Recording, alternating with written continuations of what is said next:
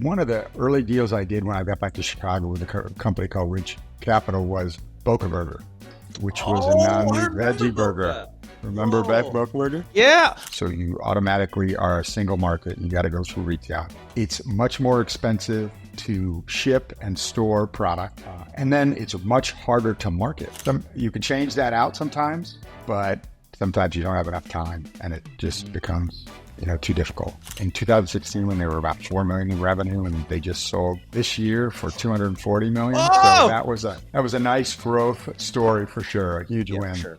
I am joined today by Tyler Mayoras. Tyler is a managing director in the food and beverage group at MannaTree, a global private equity firm that empowers consumers to live healthier, longer lives. Tyler has worked with and continues to work with notable brands including Urban Remedy, Health Aid, and the new Primal. Tyler has been in the private equity industry for over 25 years, and we are honored to welcome Tyler onto the podcast today. Tyler, thank you so much. Thanks for having me, Michael. I'm excited to talk today.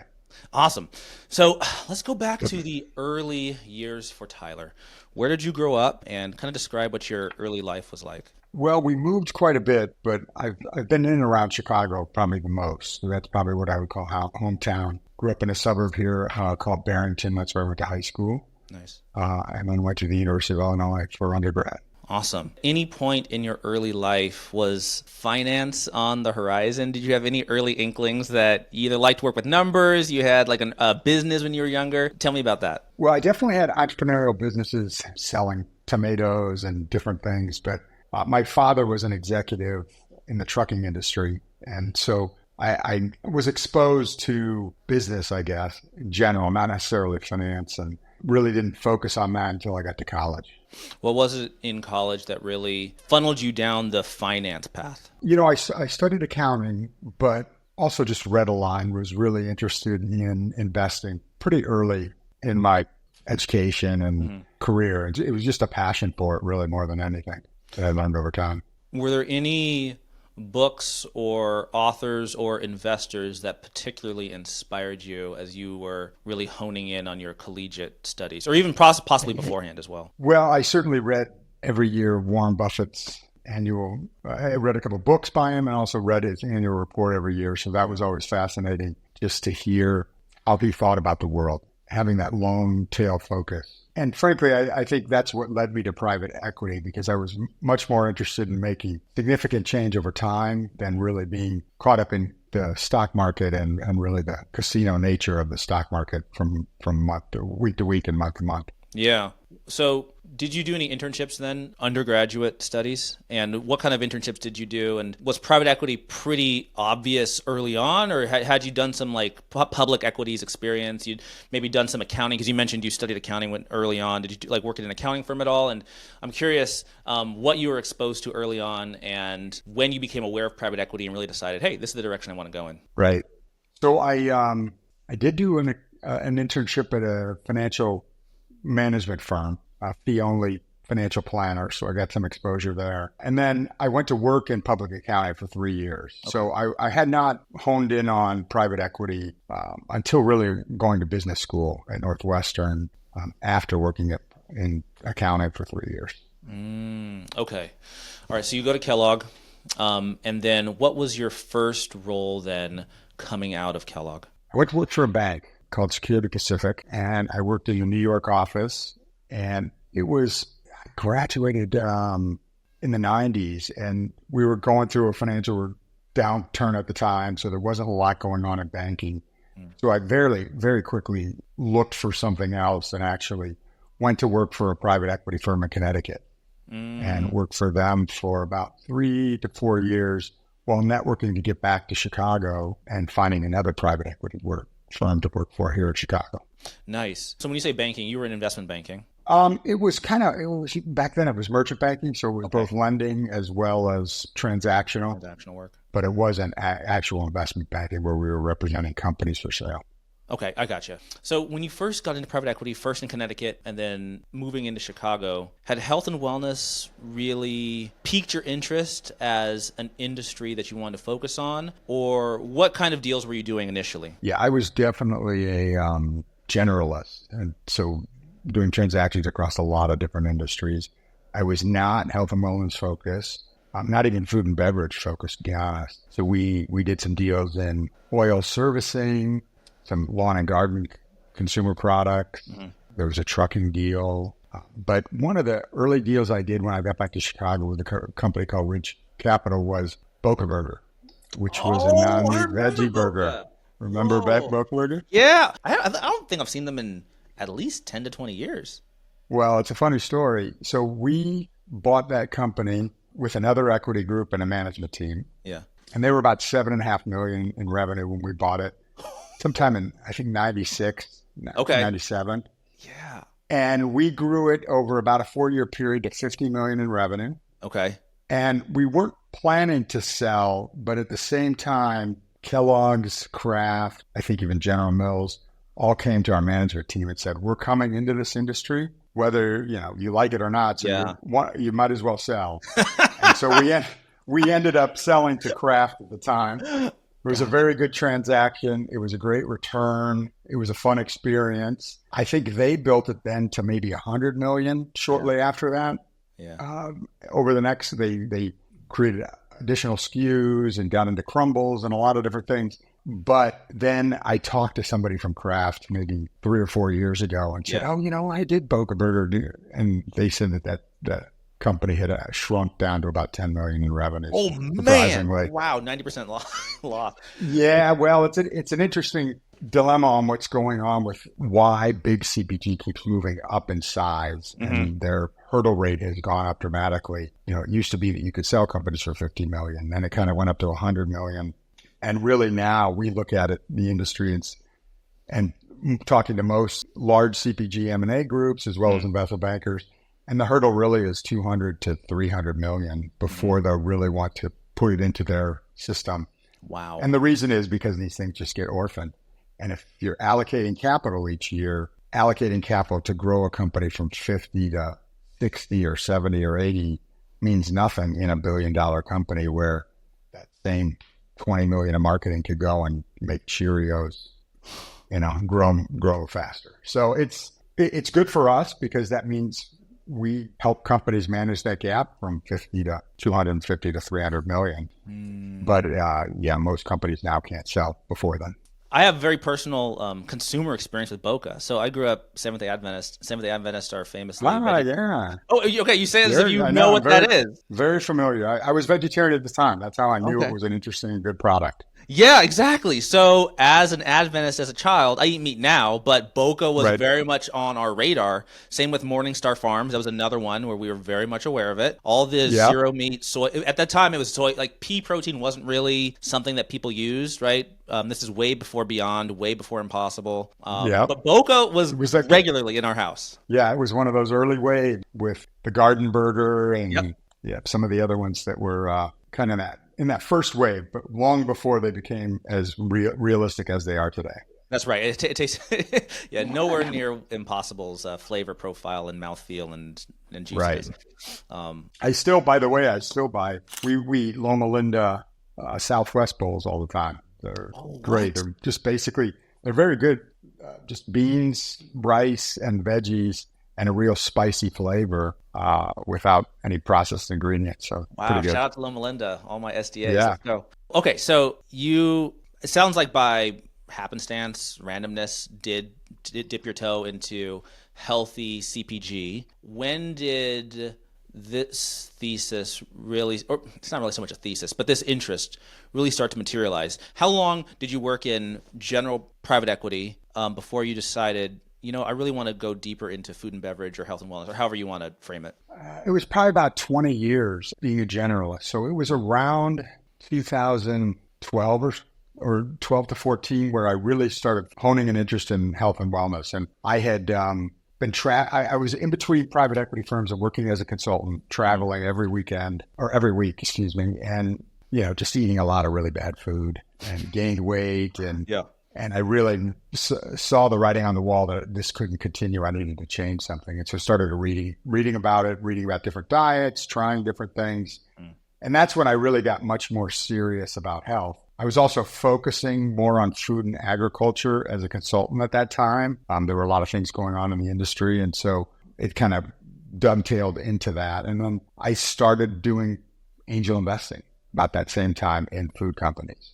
And so my first one was TS the Tea. And then around 2014, I met Caitlin Smith from Simple Mills. She wasn't raising at the time, but I ended up investing a couple of years later in 2016 when she was doing a round. And that really woke me up to the whole idea of nutrient-dense foods and really clean ingredients. So your first foray was really as an LP then, more than, I guess angel investor, right? Yeah, angel investor. Yeah, personal. I was at a firm in 2016 called Advantage Capital, and we were focused on food and agriculture, but we had to invest in rural America, which is very limiting. So we couldn't invest in companies in cities where most of the best companies are located. So we couldn't invest in Simple Mills personal as a fund, but I could invest personally. And so I did. Any investments directly into ag? As you know, that's what I do currently as my day job. Any investments directly into ag versus kind of CPG? Yeah. So one of the deals I led when I was at Advantage Capital was an investment in something called Shenandoah Growers, which is now called Solely Organic. Yeah. At the time, the company was $35 million in leading greenhouses focused on herbs. Yes. And we then helped them to start moving toward indoor to vertical farming as well as greenhouses. So they were kind of a hybrid. And that company grew. We made one acquisition, and through growth, by the time I left the board in probably about 2019, they were about 135 million in revenue. They're now over 200. So that was a nice run. I'm a huge believer in indoor ag, although it's kind of gotten a bad rap lately because of some of the companies that were public and not very well, really focused on very vertical, high tech that just didn't work. And instead, there's 4 or 5 really strong indoor ag companies that are doing well and that ultimately will help lead the whole industry in the future, including one that we're invested in, Gotham Greens. Because more and more farming is going to have to move indoor for greens and tomatoes and some of the veggies and fruits, just because climate change may create so much uncertainty in farming outdoors. Yeah, you can be far more efficient with water allocation, with disease pressure. Yeah, and weather. We saw that firsthand with Shenandoah. The first 3 years we were invested, they would be profitable until the fourth quarter, and they were still sourcing about 60% of their product from outdoor farms. And the fourth quarter every year, the prices would go through the roof because somebody's crop was wiped out. And so that led them to make the decision they had to move everything indoors because there was just too much uncertainty and unpredictability in the outdoor farming. Yeah, that makes sense. So currently, as an investor at MannaTree, and actually, so let me back up a little bit. Before you joined MannaTree, had you already been investing in the food and beverage space? Yeah, so I had been doing that. I spent 6 years at Advantage Capital focusing on food and agriculture. Yeah. Again, that rural focus was very limiting. And so I ultimately left Advantage and was working with a small fund out of Switzerland focused on plant-based for a period of time, and also sitting on the board of and an advisor to 3 companies. And yeah, there was just a serendipitous situation. One of the people that I've networked with for many years had gone into MannaTree and about a year and a half before me, and was looking to build out that team. And it's just a perfect fit for me because everything that MannaTree does is improving health through nutrition and wellness. And that's really where I was moving. I love that. Yeah, that really resonates with me and with the mission of this pod as well, which is to explore the business models that deliver health and wellness to society. So when MannaTree is looking at an investment, what are the primary levers, if you're able to share, that you're taking a company that is currently doing, let's say, 20 million in revenue, and the goal is to, let's say, 5x revenue. Like, what are you changing about the business? Sure. Well, so yeah, we're later stage investors.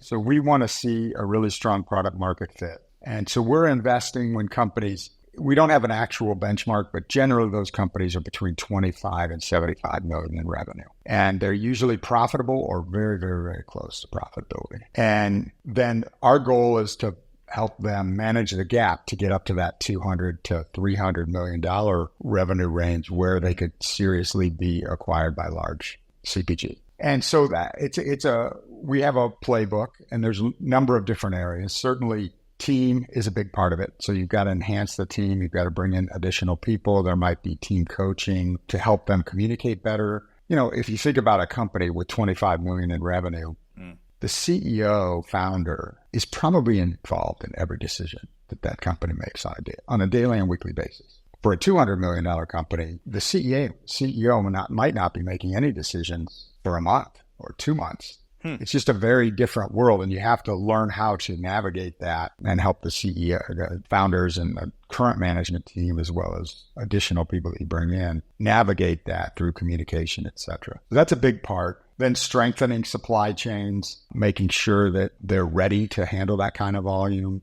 improving financial reporting and metrics and measurements and management dashboards. Strategically, we usually put somebody, certainly we sit on the board and any other financial partners sit on the board, but we often bring in an outside executive who has been there, done that within that industry category and has real experience that they can bring to the CEO and help mentor. So that's kind of some of the things that happen.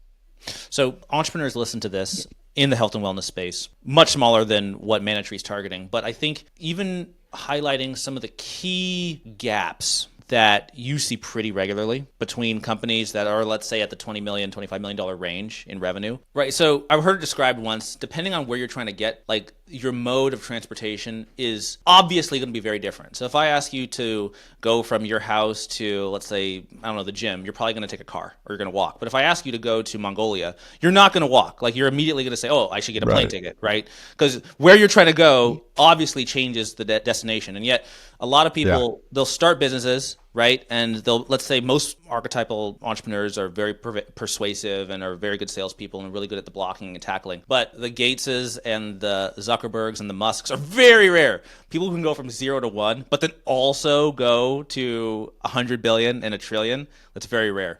And so what are some of the common gaps in management that you see on a regular basis? And this, like nothing against entrepreneurs, but like a different vehicle is required. And basically you are like, hey, we know what vehicle is required. We know you want to get there. Let's build a new vehicle. So what are some of those common gaps? That's a very good question. The most obvious one is someone that can't relinquish decision making. And we see that all the time. We can sometimes work with people to fix that through coaching, executive coaching and team coaching. And sometimes they can't and they won't relinquish. And unfortunately, the CEO can't be making all the decisions when it's a $200 million company. And if they are, it's not going to be performing well. And you're going to have a lot of turnover because senior executives don't want to work for somebody that's trying to micromanage all their decisions. Can we pause right there? So this might be very obvious to you because this is what you do every day. My intuition is that that's actually kind of surprising for most people in small business.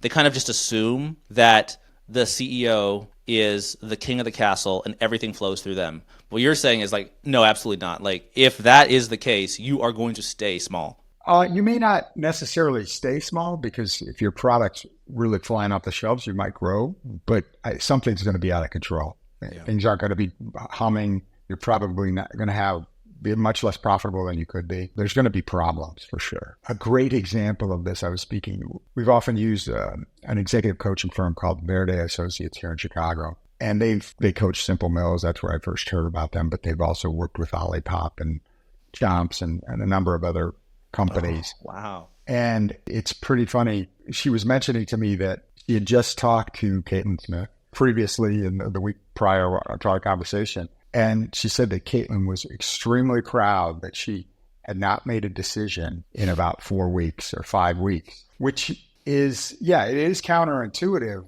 But the reality is the CEO should be focused on the long term, planning for the future, thinking about the organization and ways that they can be structured more efficiently and really not be involved in day-to-day decision making. And so that was just a really interesting tidbit that really highlights the fact that it's a very different world than when a company's $6 million and the CEO has to be involved in everything.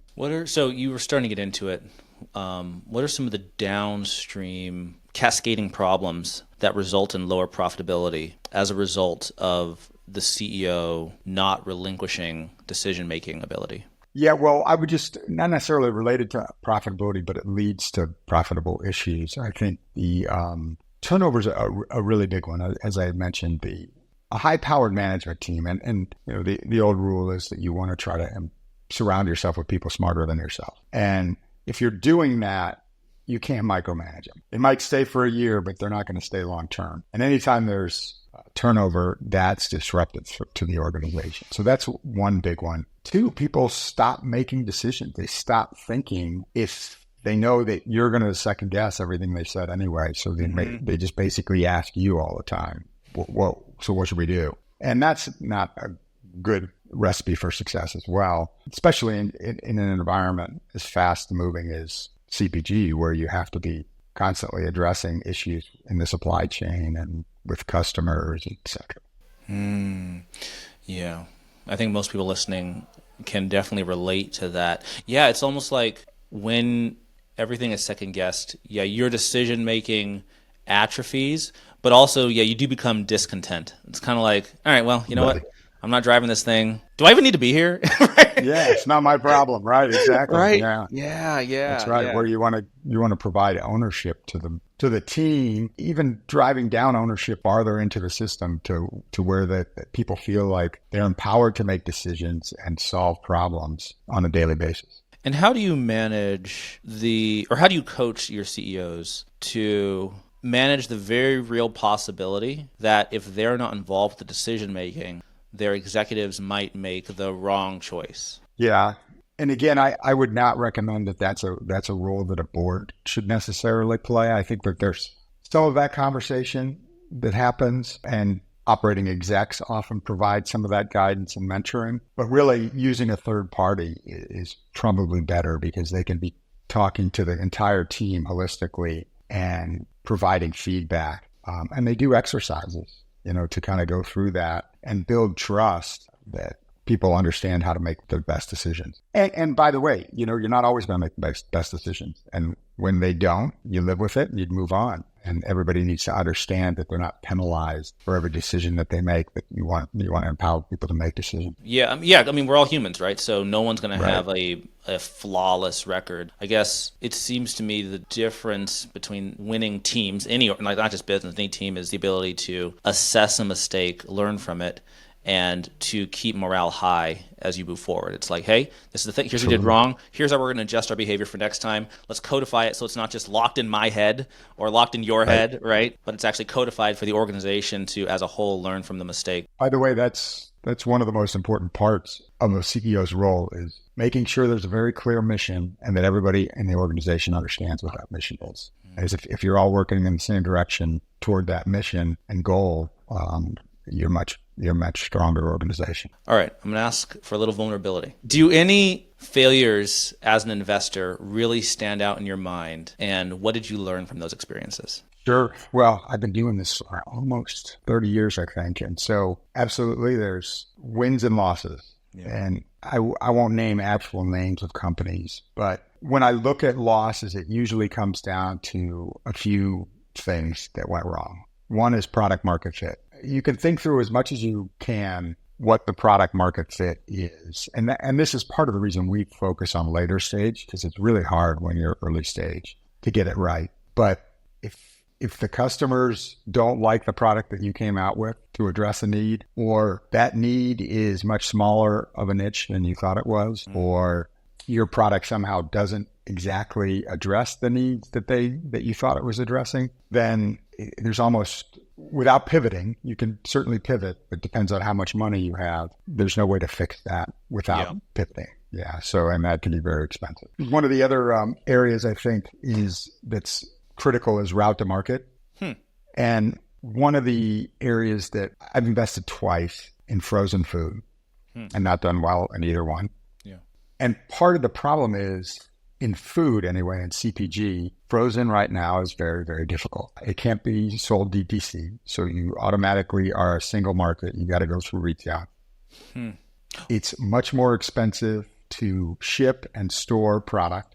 And then it's much harder to market. So in the frozen aisle, unlike in the shelf-stable aisle, you can't put shelf tags and product talkers, et cetera, on the shelf because they won't be seen. You're behind glass. Yeah, And yeah. so it's really hard to market behind glass like that. And so then you're limited to offline marketing, which is not as effective as point of sale marketing. Yeah. So that's a really difficult area. And, it's got a high bar for us internally at MannaTree to invest in that space just because we know how hard it is. And then lastly is management. You think you've vetted management. You think you understand how people will react under pressure or in difficult situations, but sometimes they surprise you. And you can change that out sometimes, but sometimes you don't have enough time and it just becomes, too difficult. Okay. And now a more fun question. Thank you Okay. for sharing. That's Sure. extremely helpful and interesting to hear. So how about on the other side? What were some of your big wins like? What were some commonalities that those successes had? Yeah. So certainly Simple Mills was probably the biggest win I've had from just a total growth perspective. I invested in 2016 when they were about $4 million in revenue, and they just sold this year for $240 million. So Oh, that was a nice growth story for sure, a huge yeah, win.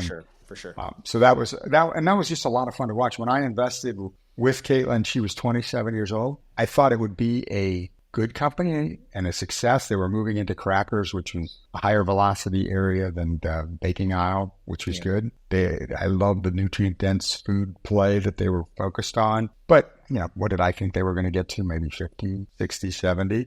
And of course, they blew right past that. And it's just been a great story. So she's one of the best CEOs I've invested with. And she's, was 27 when I invested. So that's a great story. Certainly Shenandoah Growers that I mentioned earlier, Solely Organic, that was a great story. It's been a nice growth play. And I'm specifically not talking about any of our existing companies. I don't want to look like I'm promoting those companies, et cetera. But that was a nice growth story as well. And we'll see where the indoor ag industry goes, but I do believe that it's going to be a dominant portion of the industry in the future. And then Boca Burger was a lot of fun too. It was a 4-year run, so it was very short. And that was back when companies could sell when they were 50 million. That's not really an option to sell to big CPG. You could sell to small companies, but not to big CPG at the time. So that was a nice story as well. Very cool. How do you have metrics for defining successful product market fit, or is it more of a gut feel, it when you see it? It's a little bit of both. Certainly the gut is very important, and understanding how the product fits with the niche that it's going after or the problem that it's solving. But when we look at companies, velocity is very important, and that those velocities are increasing and they're consistent. If you're looking at DTC, we look a lot at lifetime value divided by CAC, which is cost of acquisition. So that's a very important metric, as well as retention after 12 months. How many customers are coming back and repeating. So yes, there are definitely metrics, and there's a range of them, but you also have to really understand that, yes, this really definitely makes sense from a niche standpoint. And a great example of that would be, I wasn't around at the time when they invested, but Good Culture is reinventing cottage cheese. And, it has probiotics in it. All cottage cheese starts with, it's fermented, so it should have probiotics, but most cottage cheese historically has always gone through a kill step to take those probiotics out. And Jesse was smart enough to know that people really were interested in gut health, and they wanted that probiotic benefit. Yeah. And so they left it in and went organic, which was also very important. And they transformed the industry. And so it was definitely a transformational company that someone could see, yes, that really fit a market need and very differentiated from its competitors. And then, of course, as time's gone on, you just watch the velocities go through the roof to the point where they can't even keep the product on shelf. And so that validates that interest. Would you view what you do as growth equity primarily? Yeah, growth equity. That's exactly what we are. So generally, what do businesses need the capital to do? Is it to expand manufacturing and operations? Is it marketing primarily? What are some of the primary capital-intensive levers that your capital and others in the space goes to accelerating? Sure. Let me first a little bit define how we invest, because it's a little bit different than an early stage company where all the money that's invested goes into the company and does something. As later stage growth investors, we typically invest $20 to $40 million say 20 to 50 million into companies that have, like I mentioned, 25 to 75 million of revenue and they're profitable. They don't need a huge amount of cash, to be perfectly honest with you. So oftentimes we will invest 5 to 10 million into the company for growth, maybe 15. And then we will invest another 15 to 35 into secondary for early investors, founders that want to take some chips off the table. They don't usually want to sell it all because it's growing and it's doing well. But what people don't realize about these businesses, it takes a long time. Yeah. When you see somebody like a Simple Mills and you say, oh my God, that was an overnight success. No, it wasn't. They've been doing this for 12 years. You know, I came into the picture in 2016 and she had been working at it 4 years already. So it's a long process. And along that way, people run out of fund life and they just need some return of capital. Yeah. Founders want to buy a house and take care of their family. So our transactions often have a secondary component to provide some liquidity. That makes total sense. Get those numbers. So I'd love to go even earlier stage then. So, I mean, it's always very hot in the news, you know, in the tech world or even fintech. You know, starting a business out of your garage or out of your bedroom, right? You can do that. It's very low capital intensive. Or even this YouTube channel, very low capital needs. When you're starting CPG, like, where do these usually start? Like, I feel like the barrier to even just getting one SKU to market, at least in my mind, is pretty capital intensive. I mean, are these starting out of people's houses as well? Like, is there almost always they are starting out of people's houses. And almost all of the players in natural products and wellness, most of them anyway, originate out of a founder's personal need. So Jesse had all kinds of gut and issues and needed to change his diet dramatically. And his doctor had said, these are the things you should be eating. And that's what led him to think about what was needed in the cottage cheese space. Yeah. But it's the same story. Lauren Brill from Sweet Lauren's had cancer and was recovering from cancer and still wanted sweets, but she needed something with dramatically less sugar. And so she created Sweet Lauren's. You can look behind almost every one of these companies and there's some personal story that led them to go down this path. And yeah, they usually started out of their home. So I'm curious, are you familiar at all? Now, I know a lot of my audience will be familiar, but I'm curious because you're in CPG world. Do you pay attention to what Mr. Beast is doing with his Feastables and the chocolate world? Yeah, you know, I've heard of it. I don't know much about it. I don't know. I haven't looked at the label to know if it's good for you or bad for you or anything. I really honestly don't. I just know that I know he's just got a huge YouTube and Instagram social following, and that's where he's kind of driven the revenue from. That's right.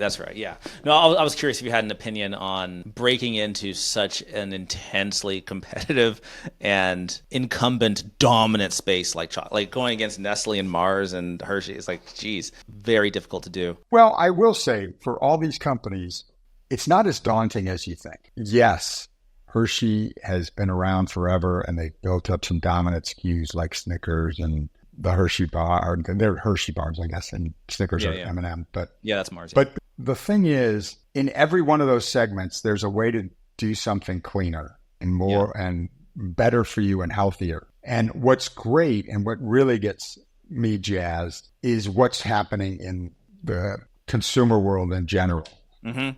So when I think about the transformation that's happening, you look at boomers and Generation X. Yep. And we basically wanted convenience and taste. We wanted Pop-Tarts in the car, on the way to work, or Egg McMuffins, etc. We didn't care what was in them. They had to taste great, and they had to be convenient. Convenient fat, yep. Millennials completely turned that on its head, and they changed the game, and they started reading labels, and they said, no, I want something that's cleaner. I don't want all this processed stuff. And so that's what led to the whole natural products industry started to really boom over the last 12 to 15 years. Yeah. Then you look at Gen Z, and they were raised mostly by millennials, maybe a little bit by Gen X as well. Too, yeah. They've been reading labels since they were little kids. Yes. I have daughters that are that age, and they know exactly how much protein's in everything they're eating, how much fiber, and they care about this stuff. And so it's really encouraging because they're like millennials on steroids. Yes. And then if you think about Gen Alpha, it's going to even go farther.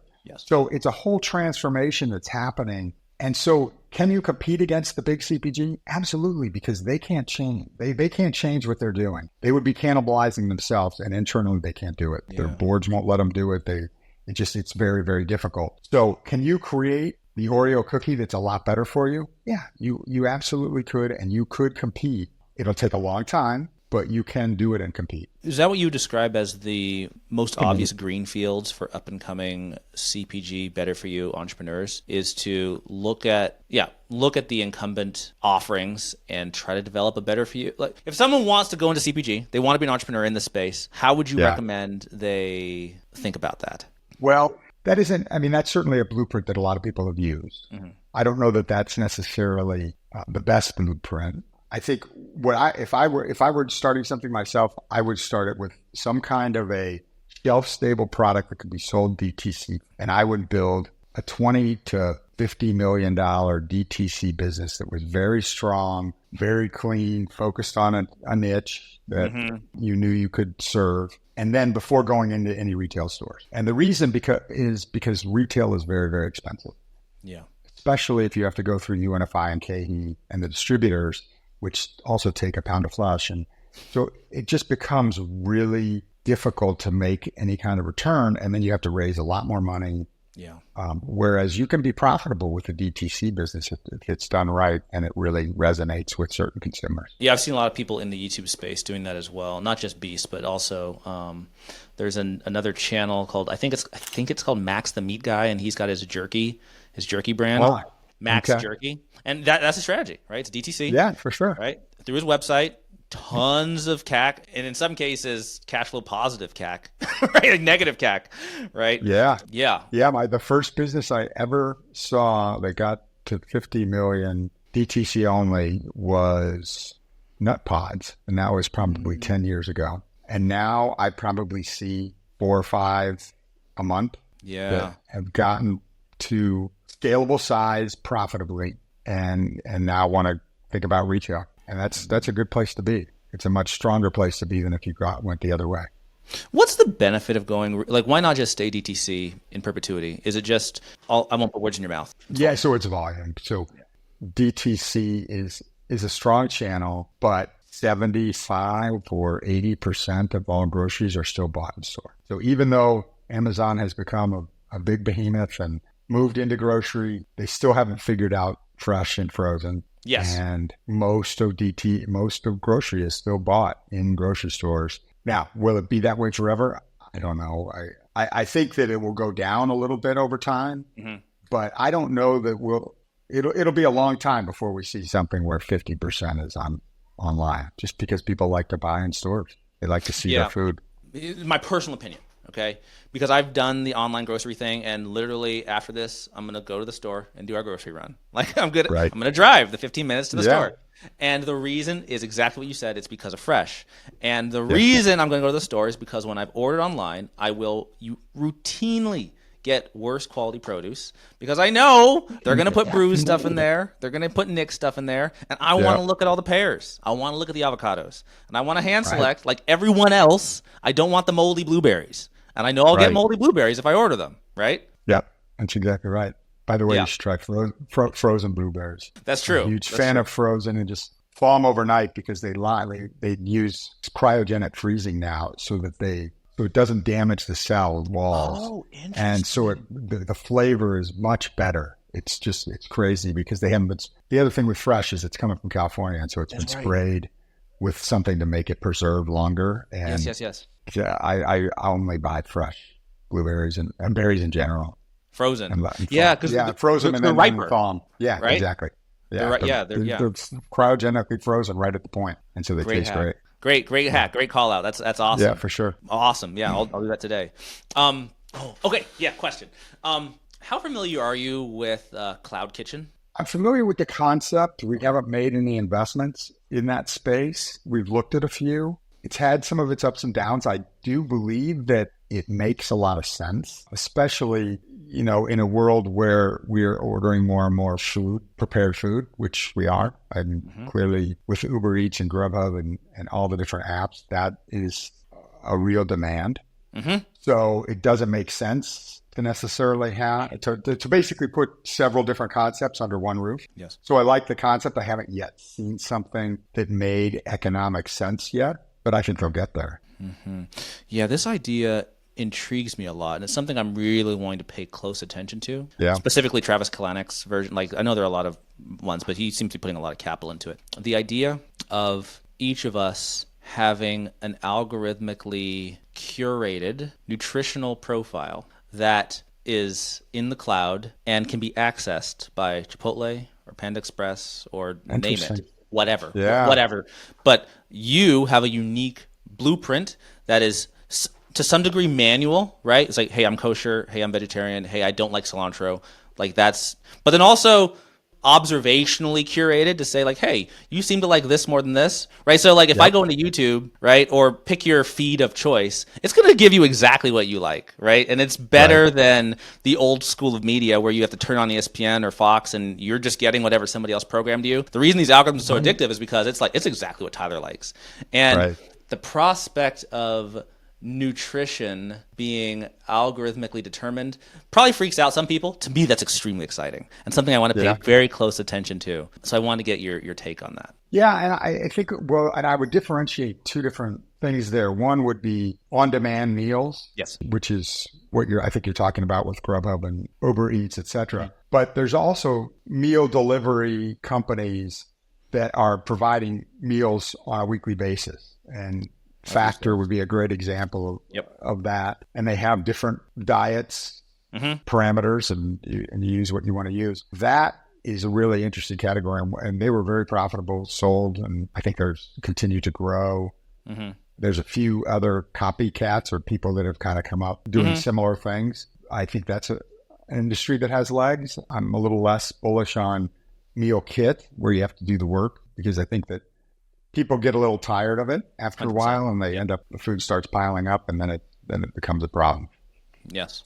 Yeah. So I've been a very big consumer of a lot of those. So I've used Factor. I've used Trifecta. I've used Fresh and Lean. I have used Flex Pro Meals.